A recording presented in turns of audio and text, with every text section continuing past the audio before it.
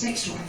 Because the way that God has designed it, if we engage with masturbation and we watch porn, or we're just masturbating, what we do is we switch our sex drive on and off, on and off, on and off. And what we end up doing is we end up getting accustomed to a mechanical way of reaching orgasm, where you become so sure that you know how to make yourself orgasm, and then that becomes, in your neurology, that becomes the mental pathway of preference, where your brain will always want to have an orgasm that way. And the issue is that with masturbation, and say you're watching porn, there's so much shame attached to that. So when you're masturbating, you're watching you're watching porn, and then you're having orgasms and you're masturbating. What your brain is doing, not only is it switching on, switching off, switching on, switching off, but the shame is being attached to your neurology.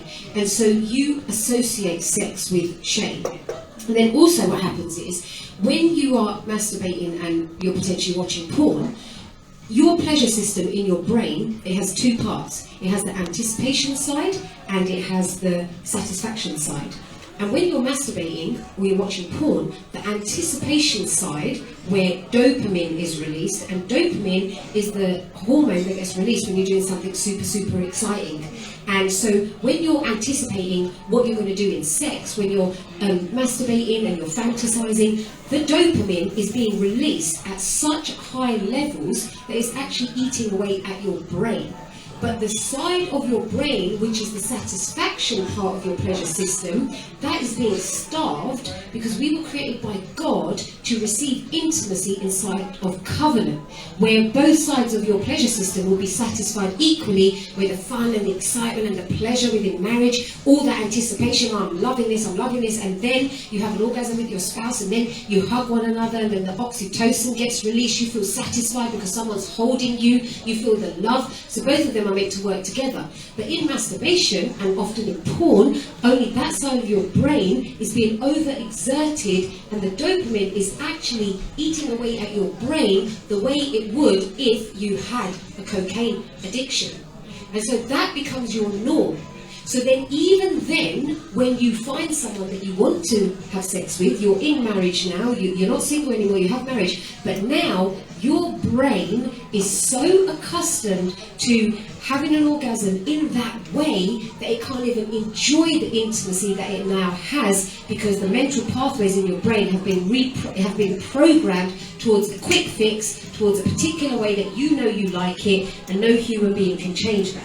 So I advise people not to masturbate at all, because not only spiritually will you end up fantasizing, you'll end up getting counterfeit attachments with the fantasy that you're thinking of when you're masturbating, so you then become attached to that fantasy. So then you get counterfeit, like soul ties with that fantasy, and you then end up having like these counterfeit attachments with virtual images or fantasies. You are also stepping into sexual immorality, you're having lustful thoughts, but then the key thing also is that you are violating your sex drive. Because the way that God has designed it, we won't masturbate. Men have wet dreams, so they can kind of like release themselves. And the bottom line is actually that we as Christians have the grace and the guidelines to master our sex drive until the right time in marriage, where it just switches on and it doesn't have to ever switch off. So that would be my response. I think, there's not really much for me to add to that. It's really good what you said there. I think probably the only thing that I would add is, is masturbation a sin? We got told, I've been told by teachers it is, it isn't, it doesn't really matter whether you do that or not. I think ultimately, you're just trivialising sex, aren't you? You're just trivialising it. It becomes about self-gratification rather than actually what sex is for. And if you think about it, it's actually part of the sexualised self that I was talking about philosophically. I can remember reading websites and blogs from doctors and stuff saying, if you don't masturbate, your balls will, you get some condition called blue ball or something, where your balls go big and it's dangerous for you apparently, or something like that. I think that's a lot of nonsense, to be honest. I think, we live in a culture that's so sexualised, where actually, like I was saying, science becomes sexualised, if you like. It becomes a biological necessity. That simply isn't true. I mean, I can vouch for it. You know, if you don't masturbate, you'll be absolutely fine. You'll release it another way. So I think ultimately, you know, yeah, like it's just like a drug. You're at the risk of making it into a drug if you do masturbate, and you know, then you end up with addiction. You end up with a demonic stronghold where you can even get. I mean, I've experienced this, and some of you can even get physical symptoms when you've not masturbated, like a dry mouth and an adrenaline rush and all that sort of stuff, where you just have to act on it. And you know what? If you are experiencing that, then you need prayer for that, because that can be broken and you can be set free from that. And I know because I've experienced it myself. So yeah. Good, thank you. On that subject, what about boys? Because you hear mothers say, well, what can you do with these little boys that have that factors? Because you don't want to cause issues, sexual issues at a young age. I'll say little boys, little girls as well, of course. Having worked in nurseries for years, less than how do you handle that in such a way where you're not causing any sexual issues later on in life? So what's the question? Could you just repeat the question for the screen as well? That if you've got like little children that are maybe touching themselves down below, like how do you still not oppress them or repress them or shame them in any way, but how do you deal with that? I think for that it's a bigger area, in the sense that we should, as Christians, we should be actually role modelling healthy intimacy in our home environment. And so as families, from the moment our children are actually born, like they should be surrounded by healthy intimacy. They should be surrounded by this idea that mum and dad, do share intimacy with one another, and it's good, and it's holy, and it's healthy. And we should be raising them with, even at a young age, such a celebration of their gender, such a celebration of being a child of God, being valued, being an image bearer of Christ, very simple things at such a young age. But when they then maybe do end up touching themselves, because we are sexual beings, and so in schools where they say, oh, you should be able to be curious and you should be able to try this out and try that out, I don't think we should be able to do that, because you don't want to run ahead of normal sexual development. But if at a young age your child is touching itself, then you can actually teach them that you are a sexual being. That actually what mummy and daddy do together, they get to do that when they are married, and it's so good. God has made you as a male. It's wonderful that God has made you as a male, and then actually helping that child recognize that it's not shameful to have a penis, it's not shameful to have a body, but coaxing them away from wanting to continuously go back to that and go back to that and to go back to that, but doing it in a way where they feel safe and secure in their identity as a child of God, as a male, as someone who is loved and affirmed, and actually letting them know that one day you'll be able to enjoy what me and daddy enjoy, and your body parts are for that. And we love you, and in due time you'll be able to do lots of good things with your wife, but not shaming them. But I think the foundation of that is actually building healthy intimacy, so they've got a grid for it. They don't just out of the blue just start touching themselves and then you're like, oh my gosh, I need to the birds and the bees, but actually if they already have that as a foundation, and it's honouring and it's safe and it's holy in the home, then they've got a context in which to put the attraction they have for their bodily parts when it's holy and it's safe.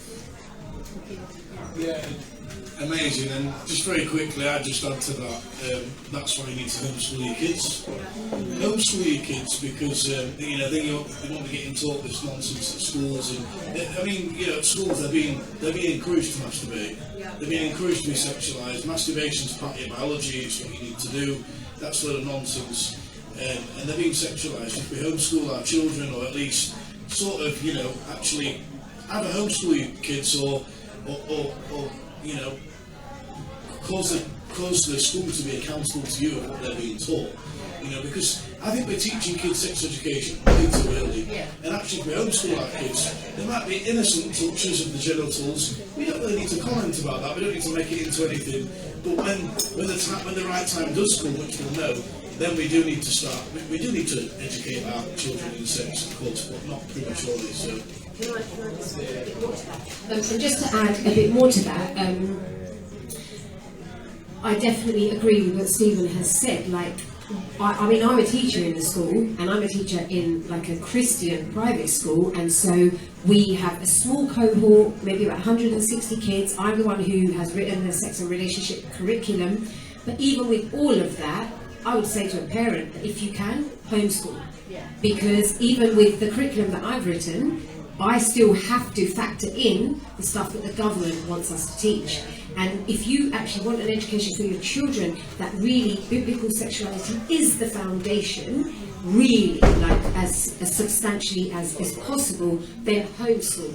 But if you are not able to do that, then yes, seek an actual spirit-filled Christian school for your children to actually be educated. And the key is, because of the Laura first mentioned, you know, like wherever someone hears something first, they will associate that with truth. So if children hear about sexuality from a school playground or a school classroom, they will then associate that with being foundational truth. So we have to be, like, we can't just keep our, head in the sand and think that, one day I'll tell my kids about the birds and the bees, just not yet.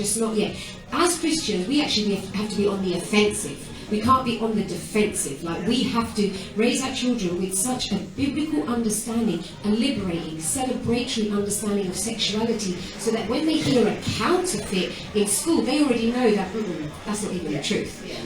No, I'm a boy.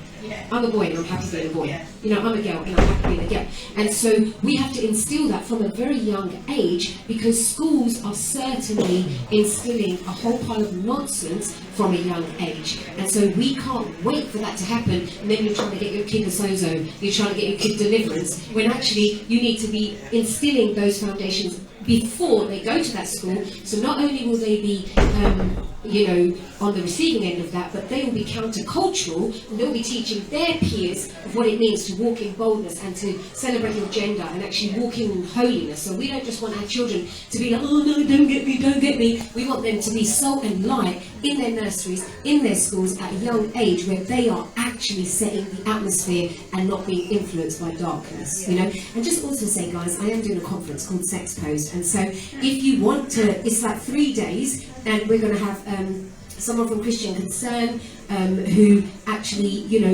helps to equip parents. Like, if you are a parent, or you're anyone basically, to be at a conference like that, you'll be able to be equipped in all of this. If you're a student, if you're a young person, whoever you are, I'm telling you, that conference is for you, because it means that we get to be salt and light, and we get to be countercultural in this current atmosphere where we define what sexuality is, not the world. Will that be in London? Can I just bounce off of that again just very quickly? First of all, I want to say I'm not against Christian schools as well. I mean, we took Shiloh to a Christian school last week to go in Oxford. It's very good as well. And so I am all for that, by the way. Christian schools are fantastic. And this Christian school actually teaches LGBTQ, but in the last year to prep them to go to, if they were to go to a secular comp. So it's still within the framework of that this is the Bible's true, but just so you know, this exists. And then, therefore, they've ticked what the government want them to teach. So, I'm not against that, so I do just want to emphasise that. But I think what Bobby's talking about here as well is that, we need to come back to, and this is part of the expressive individualism again that I was talking about. Expressive individualism is unprecedented. It came about during the Enlightenment.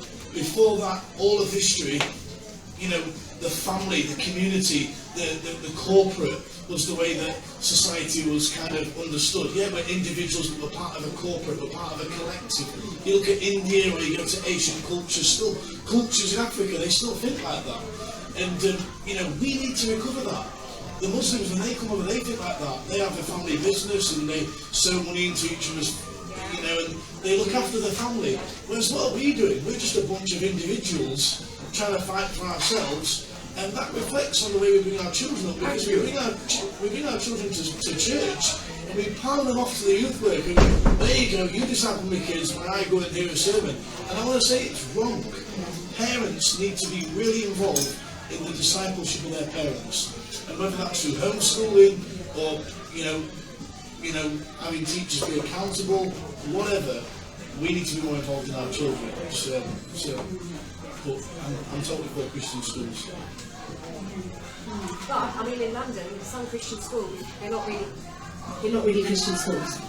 You know, it's like what Stephen's saying is he's for Christian schools that are actually Christian schools. Same here. But some Christian schools are just Christian school in name, but actually they are just following the ways of the world, and so you are going to get a compromised education in that school. So really prayerfully do ask God to guide you, even though I'm aware that I don't think anyone here has got children right now, that, but I'm just saying that when you do have children, yes, prayerfully seek grandchildren, yes, prayerfully seek the Christian school as well. Yes. Next question. Yeah, go on. You got a question? Yay! So everybody they watch the movie I can't hear you, sweetheart. It's okay, we'll repeat it, yeah. As I'm saying, we watch the movie and for some reason porn scene, just the porn scene or sex scene comes up and you didn't know. Is that a sin, even though you didn't know it?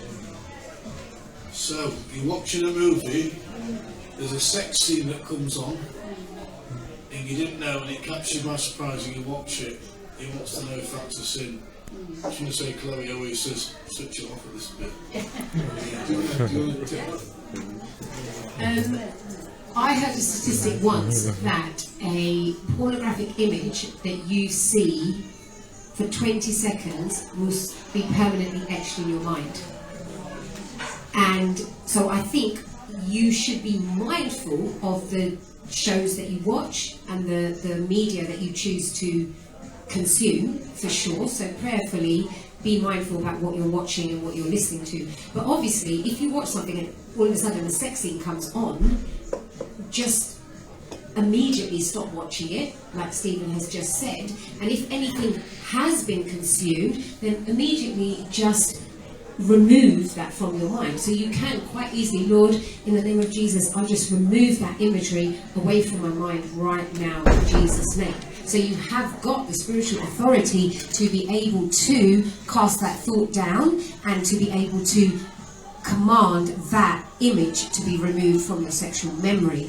But if you are then watching it and then you choose to continue engaging with it, then it's something that you actually need to deal with. Because there's one thing, something happens by surprise and you're immediately, I rebuke that in Jesus' name, and then you forward it, that's fine. But if you're like, hello darling, didn't know that was going to come, but now that you're here, I'm just going to keep watching. If that's what's going to happen, then actually the Lord is just showing you that you've got an area that you need to actually deal with. Yeah, so we can pray for you. Yeah? Yeah, and I don't want to keep adding, but I think the eyes are the lamp of the body, right? So we need to be careful what we put our eyes on. Pornography is an art form, whether we like it or not. Art is a great way of influencing culture. We need more gospel art in our world, in the public square. And so, I would completely agree. And we need to be careful what influences we're letting in, because they're seeds, and they do grow into weeds. And I also, sorry, I just got a bit more, sorry, it's just back and forth. But also to say, the way our brain is programmed, when we have a sexual cue, we determine whether our brain is going to receive that and whether it's going to turn into a mental pathway. So the way that a sexual cue will work is that we will see something, or we'll sense something, maybe we'll see something or hear something or taste something, and all of a sudden we get aroused. And if it's a new thing, a new sexual cue, then your brain is going to wait for your response. If you see that sexual cue and then you're aroused by it and then you begin to entertain it, then your brain immediately begins to then absorb that and begins to then think that that's something that your brain can do again. But if you lock that off immediately and you actually ignore that sexual cue, then your brain forgets about it. You know, so as believers, we have got the capacity to control, to master our actual neurology. And this is crucial when it comes to walking in the spirit, because if you're someone who's walking in the flesh, then your hormones and your brain is going to dictate how you respond to sexual cues. If you're someone who's walking in the spirit, then your spirit man dictates to your brain how to respond to sexual cues. So if you're walking in the flesh, then you will end up having sexual cues and responding to them in the flesh, and your brain will then master you, your hormones will master you. But if you're walking in the spirit, and as soon as sexual cue comes and you just ignore that immediately because you're walking in the spirit, then your brain is under manners to the spirit, as opposed to your brain dictating and your flesh dictating. So keep walking in the spirit, basically. Do you know what? I need some of this psychology. You know, I need to read your book. I need to get some of this neurology stuff. It's fascinating, isn't it? Yeah. To know how your brain actually works and responds to stuff. Really good stuff. Books are here, by the way, Yeah, guys. there's books there for sale. This is going to be in church tomorrow as well with books as well. Get a copy of that, because, you know, if that was a taste of today what we've heard, man, the book's going to be absolutely fire. So do get that. Next question. I come from a background, a Muslim background, where you never watched anything sexual. As soon as it was on television, like I said, accidentally a kiss came on the switch over television, you know, and we never brought up a book about sex, whatever, and quite a classic lifestyle. And then, so that comment is that is some ways too, the extreme there is because they don't let you watch anything like that, so you're not educated. And then I made loads of errors in my life afterwards. Yeah. I mean, so we need to find a balance. Yeah. How much is comfortable looking at? Yeah. What you said earlier, to explain it, it's more like in mum and dad. Yes. When we frightened of it. Yeah. And that's what we're finding. More and more people are not talking about being frightened of the subject and other subjects about sexuality. Yeah. And I do feel that we need to be more open about discussing it. Yes. Respect what we're saying. Yeah. And another comment you made earlier, which I understand where it's coming from, when you were explaining how God sees sex, yes. But always imagine somebody sitting in this forum that's a non-believer, believes like a loving relationship, having sex. And you said about sex abuse, that is a bit comfortable for you, God, or being useful for myself. So I feel a lot of people say that's not sexual abuse, they're a loving relationship. I mean, they're an adult, consented, loving relationship. But I'm not saying I'm disagreeing with it. I say it's my fault. But when you said it, that could maybe it's something. Yeah, absolutely. Yes.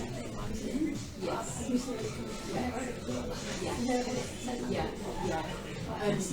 I've got two responses to that. Sorry. Firstly, just to say, I'll respond to the first thing. You know what you just said about, like, when everything's so taboo, and then you end up getting yourself in trouble because all of a sudden everything's taboo, you're not allowed to talk about it, and then because it's so taboo, what's exotic becomes erotic, and so you end up pursuing those things. And I think that is often what is found in Christianity when it comes to marriage as well. So like when it comes to singles, no one talks about sex, no one talks about it in the church, you know, like the only time you talk about it is to say don't do it, and so no one has those healthy conversations, just stay a virgin, stay a virgin, stay a virgin, and then all of a sudden you're meant to get married, then you're meant to Kama Sutra. But that's not going to happen. Because if you have been brought up with, like, you're meant to have great sex, you know, from like, all of a sudden you get married and then it's like, oh, ta-da, you know, like, enjoy it. But you can't, because if you have associated sex with being taboo, repressive, you're not allowed to talk about it, the shame attached to it, you can't then just switch it on just because you get married.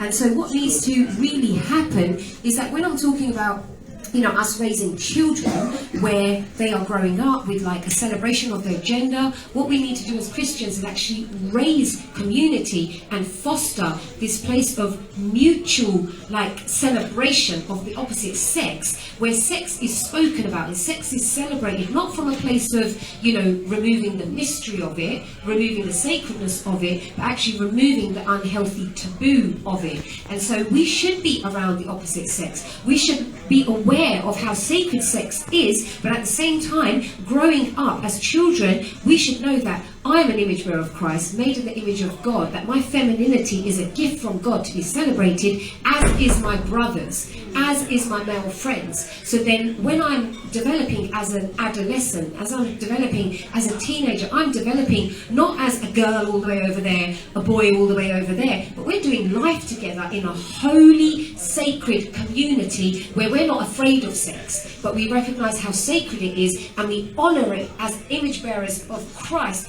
in one another. This is the reason why, if you foster that kind of a community, no one in that community will ever watch porn, because they'll be like, that's an image bearer of Christ. I'm not going to look at that image bearer of Christ, because they end up having a value for every human being, because we are all made in the image of Christ.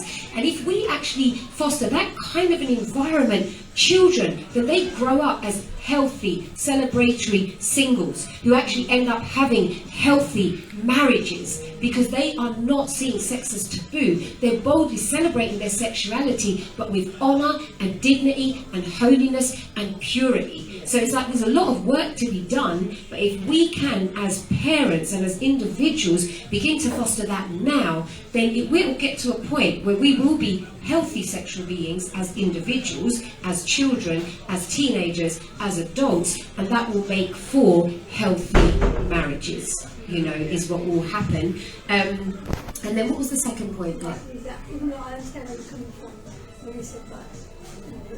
Yes, yeah.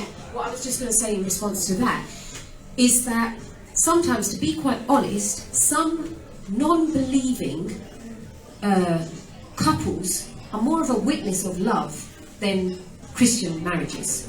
Like for us to actually be able to role model what sexuality biblically looks like, we ourselves need to have healthy, holy, intimate marriages that actually witness the kind of love that Christ had for his church.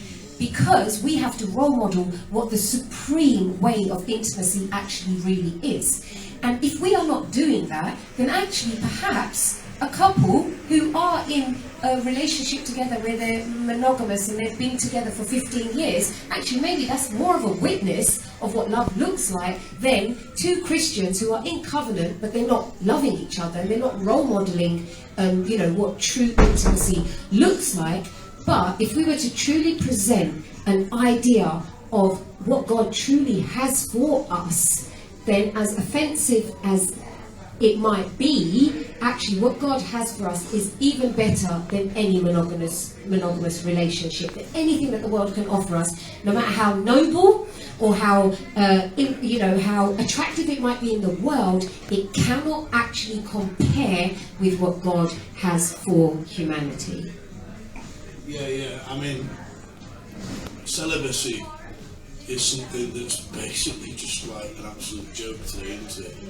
Like, and celibacy is actually really prized biblically. It's really seen as the desirable. Actually, Paul says, if you ask me for my opinion, it's better that someone doesn't marry so that he can give himself fully to the Lord, to please the Lord, because the one who's married has to please his wife. And you know what, since I've been married, I've experienced that. Sometimes I enjoyed it when I was single, because I had more time for God, more time to pray.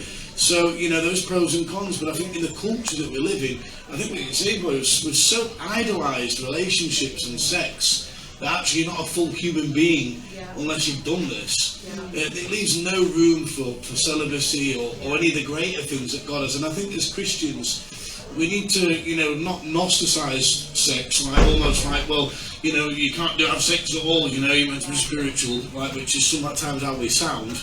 We need to have a healthy view of relationships, but not idolise relationships. And my experiences, I've done this, I'm guilty of it, and I know a lot of Christians do. like when they get saved and they become a Christian, like, oh, I've got to find my wife or my husband, and it becomes this idol. And you know, like it's really, once you get married, you think, oh man, that was a bit foolish. You know. So. Bouncing off of that one. Just to say, like, what that has just reminded me of is that when I first started writing this book, it was going to be about like sacred sex. And then I felt God saying, no, it's got to be about sacred sexuality, because there is like this question in the church that if I'm not married and I'm not having sex, then what am I meant to do with my sexuality? Because often in the church, sex is only ever referred to in the context of sex, but we are sexual beings, whether we're having sex or not. And even outside of marriage, as a sexual being, as an individual, I am able to bring glory to God through my sexuality as a holy woman of God.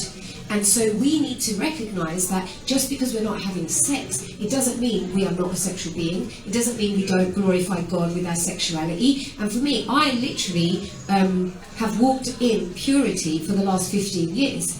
And I am fully alive on every single front. Like, I'm walking fully in my sexuality, even though I'm not having sex. And as a Christian, our sexual fulfillment, yes, in a unique way, it can be fulfilled through sexual intimacy with a spouse. But you may never ever experience that here on this earth. But if you have an intimate relationship with Christ, who is the author of intimacy, then you will still be fully fulfilled without ever having experienced physical sex on the earth. Because what he brings is actually Shekinah glory. He actually brings true intimacy. He fulfills you from center to circumference. So when you're actually walking in intimacy with him, you are fully alive in every area of your life, including your sexuality, without ever having sex.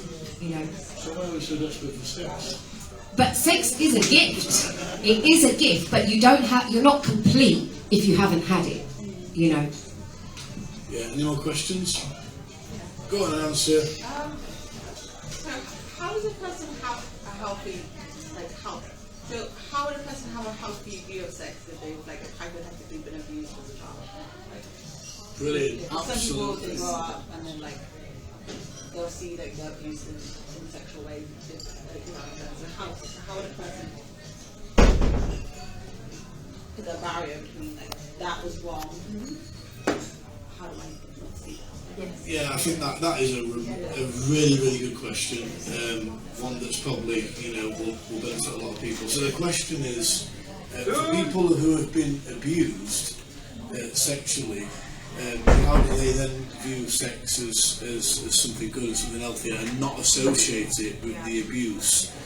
How does one do that? I think for me, the key is restoration back to original identity. And we all have different areas of brokenness. You know, like someone may not necessarily have been abused, but they might have such a dysfunctional understanding of sexuality because of their upbringing, like whatever it might be that has violated God's order for sexuality in a person's life. The way that we overcome that is by allowing God to restore us back to what his original intention for us was. And that is a process. That does not happen overnight. And if that has involved abuse, or that has involved violation, or has involved a whole pile of stuff, then actually that is going to need healing. That's going to need, God just actually coming and bringing restoration in a way that might be painful, but over time God will restore. Like I have run this sacred sexuality course, and sometimes I run it often with women who have been in prostitution. And for them, when we are talking about sexuality, they don't want anything to do with sex, because their grid for sex was being paid for it. And so now when you're teaching them about, the beauty of marital sex, and you're talking to them about the beauty of, actually finding true intimacy, they don't have a grid for that, because everything they've ever known about sex has been around prostitution or around abuse, because so many of them actually went into prostitution because of the abuse. And the truth is that it's a process of healing, but it doesn't mean it's not possible.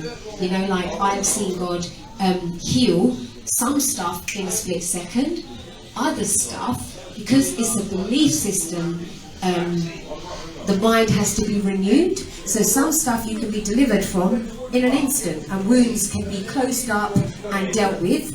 Other stuff will be fears and insecurities that are associated with the abuse, and that takes longer time for your mind to be renewed in that area. But is it possible?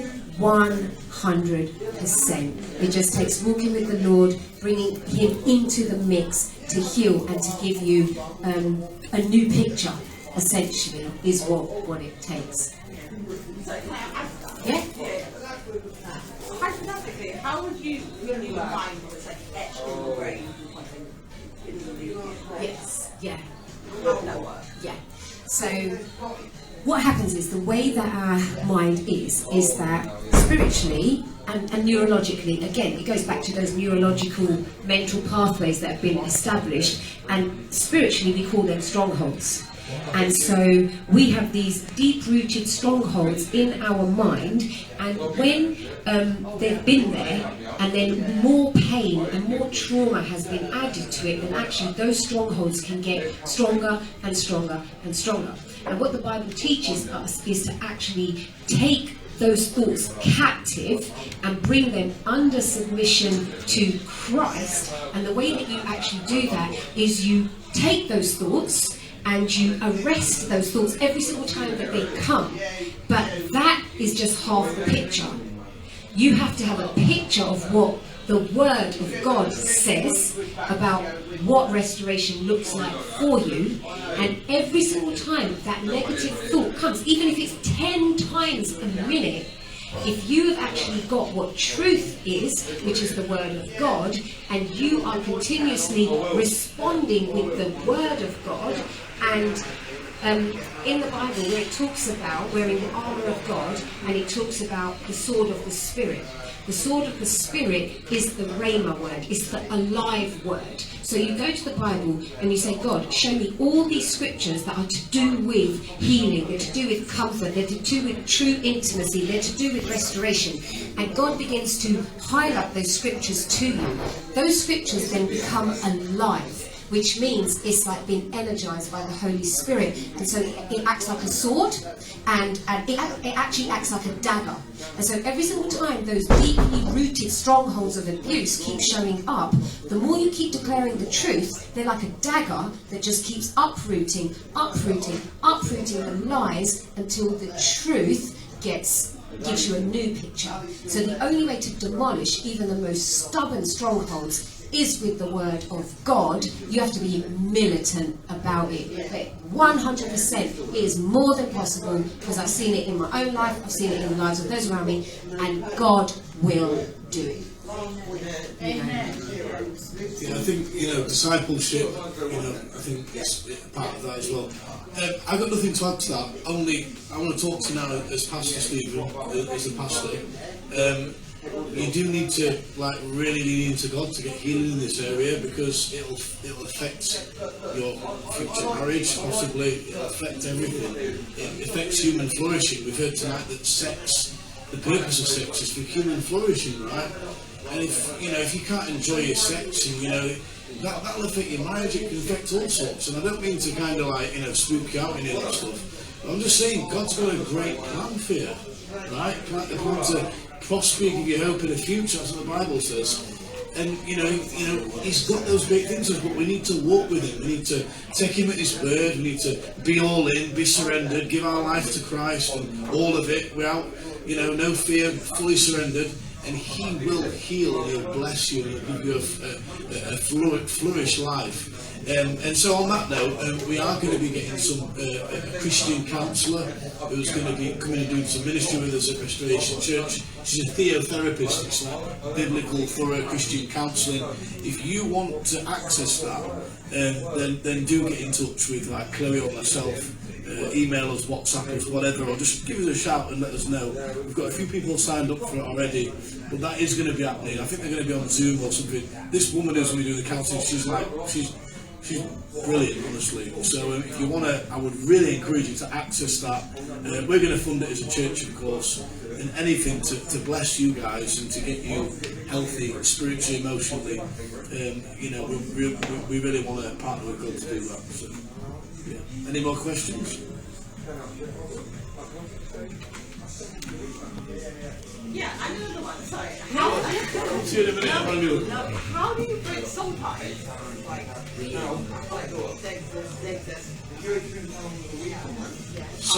So the question is, how do you break soul ties?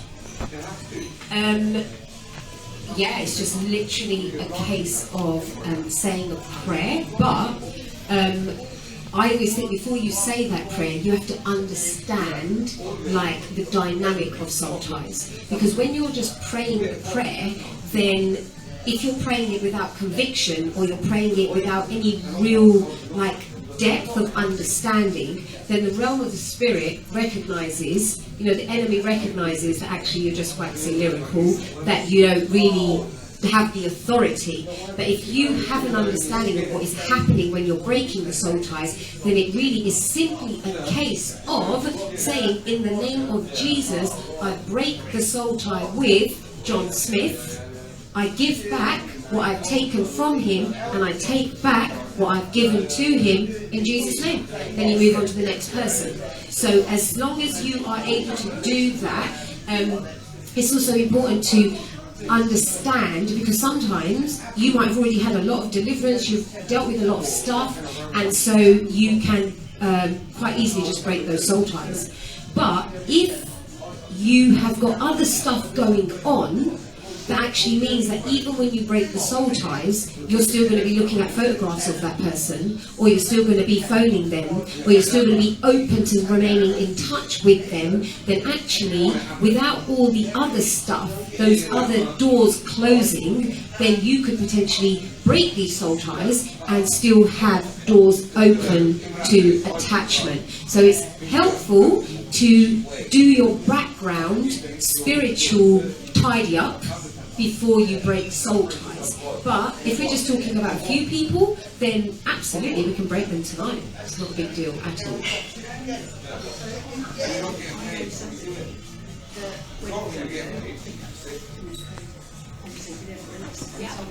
They have to get realised when they deliver that person toy, any present that person is still at the time. Yes. Yeah. Then we get rid of as well. Yeah. Photographs. Yes. Yeah.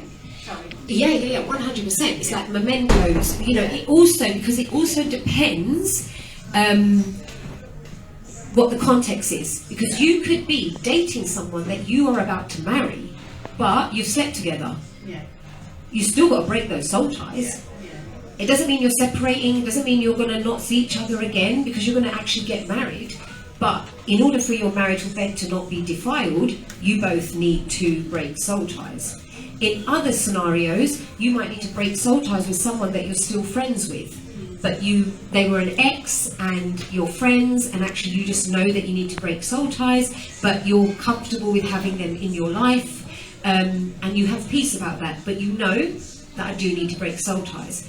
In other situations, it might be a case of, I definitely need to have that person out of my life and any trace of them out of my life, and actually I can't even afford to have anything that's associated with them anywhere near me, in which case you would need to, remove mementos, cinema receipts, photographs, swipe everything off your phone to do with them, so that you don't leave any doors open spiritually, but also you don't leave any triggers open where your neurology would remain attached to that person. So it also depends on the context of the relationship that you need to break soul ties from.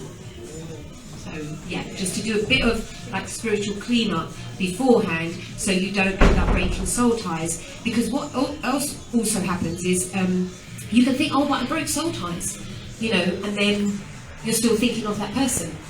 And then you're like, getting disappointed and you're getting frustrated and you're feeling condemned because you're still thinking of that person. But actually, if you haven't removed every foothold, then really what you're doing is you're almost increasing the attachment, because you are breaking stuff in the spirit which has no weight, but because you are now binding stuff and loosing stuff, you are attracting the demonic realm in an area where actually you don't have enough authority. So it's definitely important to do your spiritual homework beforehand if there's extra baggage associated with that particular relationship. Does that make sense? And I think just when all's said and done, the best way to get free is just like worship God and fall in love with Jesus. I mean, I can't tell you enough times how often I've been to a tent revival or some ministry weekend or something like that, and I've just been so in God's presence, and it's not that I've actually heard anything that's sort of broke anything, but it's just being in His presence where I've just received more of Him, been humbled, and then a week or two later realised, oh yeah, I've been set free from that, I didn't even know it happened. So let's not put God in a box as well. I mean, do all that stuff, but when all's said and done, let's be pursuing intimacy with Jesus, because it's intimacy where the power comes from, the freedom comes from. It all comes from knowing Him. That's the gospel right there, knowing Christ. Amen. You had a question, didn't you? Oh yes, I had a question about dating actually. I think as Christians, a lot of us, especially the youth, have been involved in dating. And what is the Christian attitude towards dating, sex and courtship? And if you could give us a little bit more detail about that. Okay, so Emmanuel's asked, what is the Christian perspective on courting, dating and relationships? Is that correct? Yeah. Okay, yeah. Over to you, Bobby. I think firstly, as a Christian, you definitely don't want to date the way the world does. So for a start, if you do have a desire to date, then you have to be sure that you are not going to the world to give you a grid for what dating looks like. That's obvious. And then secondly, I think you have to really ask yourself, am I ready to date? Am I equipped to date? Because you have to ask yourself, why do I want to date? Some people want to date because they want fun, they want companionship, they want validation, they want identity. And a lot of times, we are going to dating to give us what only God can give us. And so, first and foremost, you have to be complete in God. When you are complete in God and you still want to date, again, ask yourself, what do you want to date? I want to date because I want to find someone. I want to marry someone. I want to seek someone to be with. I want companionship. I want to build someone's life. I want to build someone up. I want to be built up. And all those are actually valid reasons, as long as you are not expecting the date to complete you. But then you also have to ask yourself, am I emotionally intelligent enough to be able to date? Because what you're doing is you are becoming romantically involved with someone, you are opening the door to perhaps sexual attraction, sexual temptation, you're opening the door to becoming attached to someone, to becoming emotionally attached to them, to creating soul ties with them. And if you are someone who isn't emotionally intelligent enough or spiritually mature enough to handle that, then you are actually asking for trouble.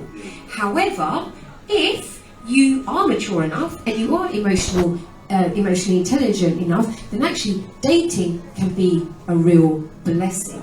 I know several people who date and they grow through the experience and they are blessed through the experience.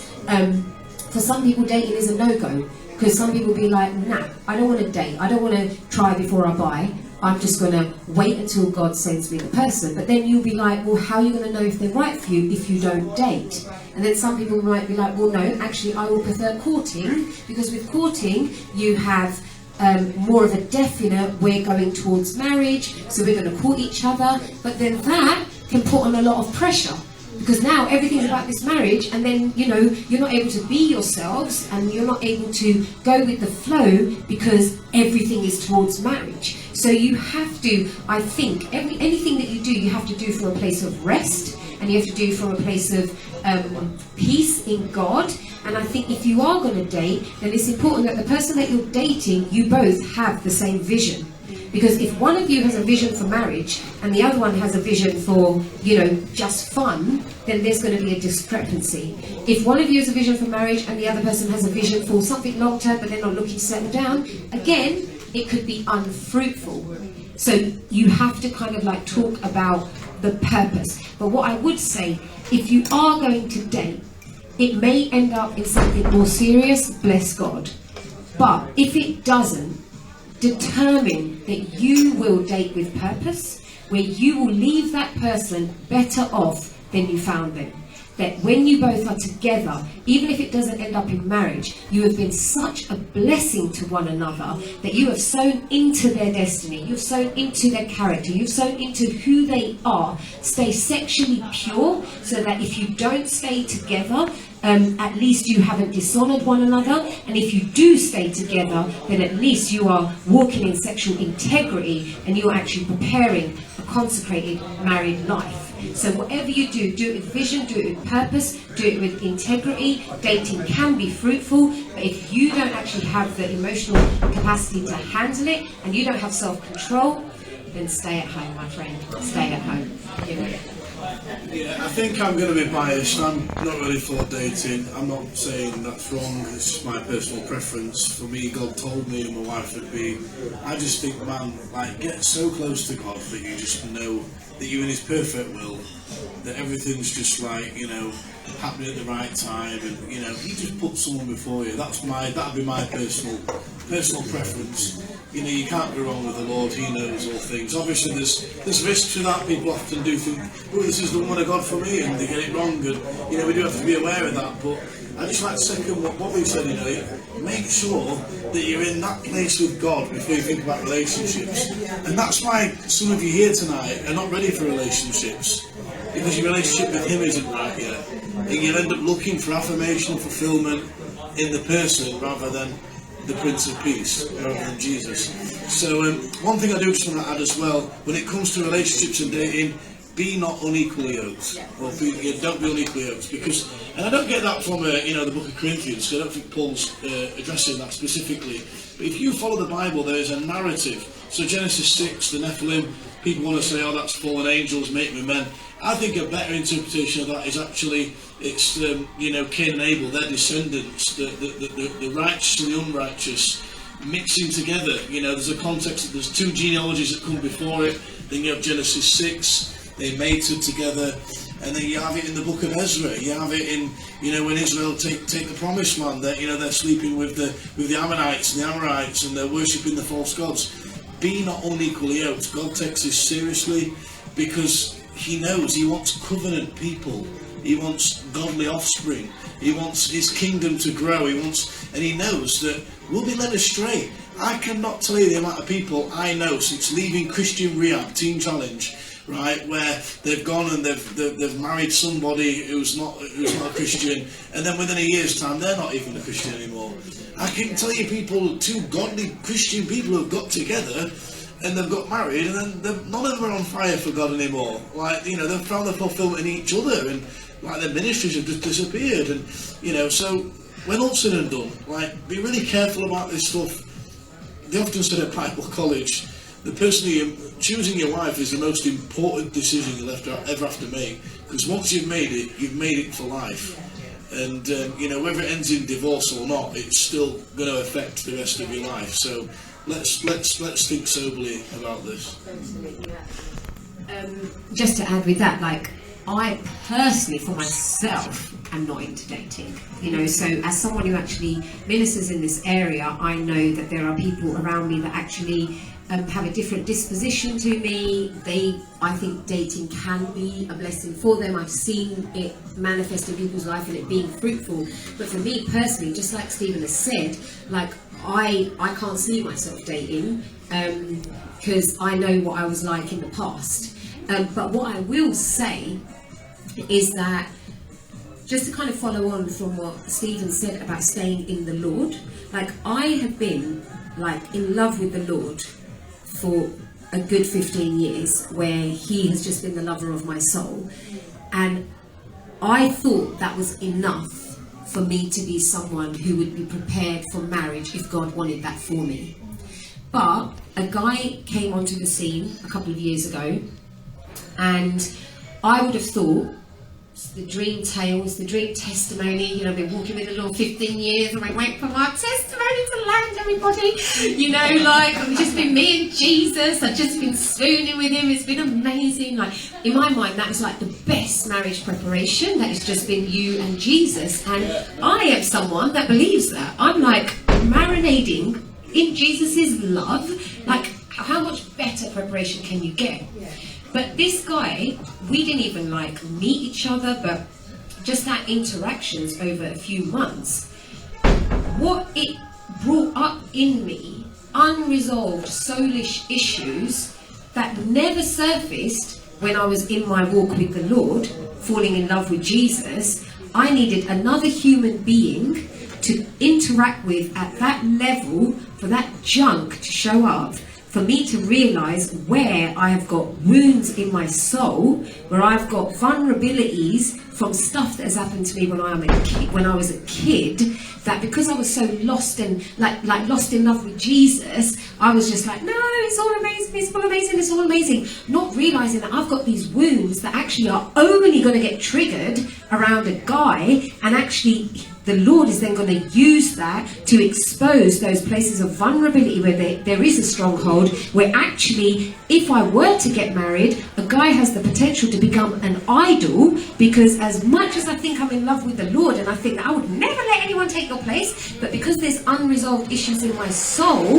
if they don't get dealt with, then I will look for a man to meet those needs, and that man, even though that man might be a blessing from the Lord and might be my husband, but I will idolize him because I have got unresolved wounds in my soul.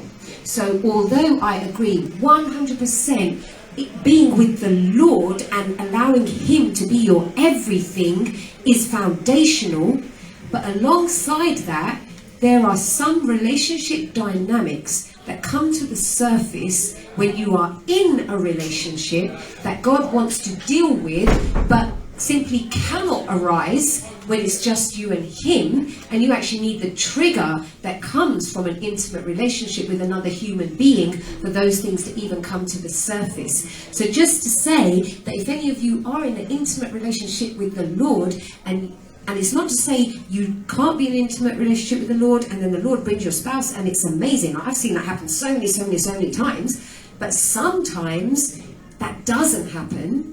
And sometimes there is unresolved stuff that you need to deal with first, because if you don't, and the Lord brings you the one he's got for you, you will totally jeopardize everything, because that very blessing will become bondage.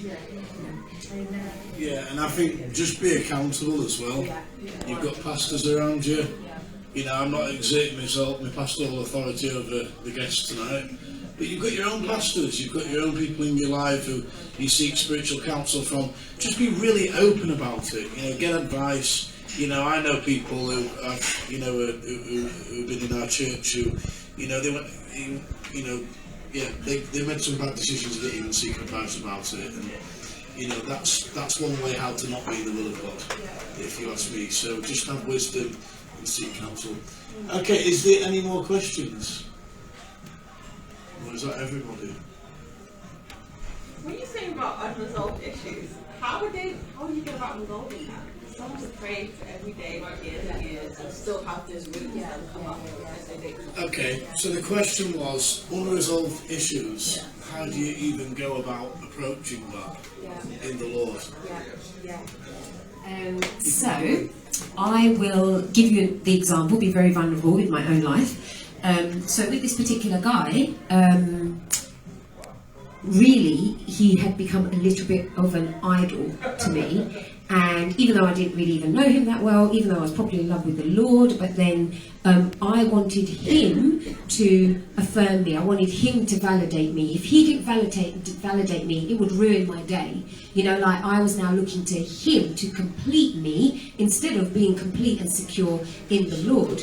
And so when this stuff started coming up to the surface and I began to see that, oh my gosh, like I'm relying on another human being to complete me when I know the only one who can complete me is Jesus. So then I had to go to the Lord and I had to ask him to show me where those wounds were, where I was vulnerable, and I just got on my face and I just repented and I began to cry out for forgiveness. And the Lord began to just show me that he had shown me a long time ago that when I was born, my dad hadn't come to see me for 3 days because he wanted me to be a girl, but he wanted me to be a boy, but I ended up being a girl. So then for 3 days he didn't show up at the hospital. And so from a childhood age, I've had like a root of rejection in my life. And so as I began, I knew it was something to do with rejection. I knew that if someone rejected me or I felt that someone didn't validate me, then it would trigger just that sense of being unwanted, that sense of not being worth anything. And then the Lord began to just show me that actually I hadn't forgiven my dad, that I had unforgiveness towards lots of different people. Just in that place of just coming before him, he just really just began to show me that I have issues with insecurity, I have issues with comparison, and he just began to bring all those surfaces to the level, bring all those things to the surface. So I began to just pray through them and pray through them and pray through them. And then I took scriptures that actually declared that I was fearfully and wonderfully made, and that I was known by God, and that I was loved and I was accepted. And all the scriptures to do with identity, I began to declare over myself. And so now that I became more aware of where in my childhood those doors were still open, where I hadn't forgiven my dad, where I hadn't forgiven him for rejecting me, and so me being able to release my dad then closed the door of rejection, and it closed the door of, because that was an unresolved issue, anytime anyone would reject me, it would be so big because I'd always go back to that original root of being rejected by my dad. So now that I was able to know that and able to release my dad with forgiveness and let him go, that closed the wound. So God will show us where those open wounds are. It's not sexy Christianity, you know, like it can be very painful because you then have to go through the process of realizing where you've entertained a lie, because all of this boils down to where we have entertained lies. And so God will highlight those lies, and the only way you can demolish those lies and bring them under captivity to the surrender of Christ is through the truth. It's always that dynamic, you know. God will expose the lies and then you replace that with truth. God will expose what the strongholds are, you bring them into captivity, you renew your mind with the truth. Layer upon layer upon layer upon layer, and as you come to know the Lord and as you grow in your relationship with him, there'll be some stuff that he'll reveal to you straight away. The other stuff is all just in relationship with him, layer upon layer, just being revealed. But the beautiful thing is that he has provision to take you on a journey, and he doesn't leave a single stone unturned. But it doesn't happen overnight. It just happens in relationship with the Lord, year upon year. You know, like it's just a lifetime really of being like walking fully in the freedom that he died to give us. Amen. Amen. Yeah, absolutely. Awesome. Does that? Yeah. Yeah, do you know what? Like, for those of you that are new to the faith, and that, you know, Christianity is not it's not walking on clouds and that. It's, you know, if you want the rewards, you've got to go through some breaking, ultimately. And I just encourage you all to do that. Be all in, man. Go through the pain, because it's amazing when you do. And there's nothing like being broken for the Lord, man. It's just incredible. Allow him to break it and put you back together. It's the most fulfilling life you can ever live. And I think, you know, in all of it as well, it's identity. Identity is central to healing. Who God says I am, not what the world says I am, not what my dad said I was. not what my abuser said I was. It's what God says I am. I'm the righteousness of God in Jesus Christ. You know, let's, as you just said, Bobby, let's walk in everything that Jesus shed his blood for now. Let's not wait till heaven. Let's walk in it now. That's what he died for, right? So yeah, absolutely. So you know, is there any more questions? Do you have a question, Constance? We'll put you on the spot. No more questions? Last offers? Last offers? Going once, going twice.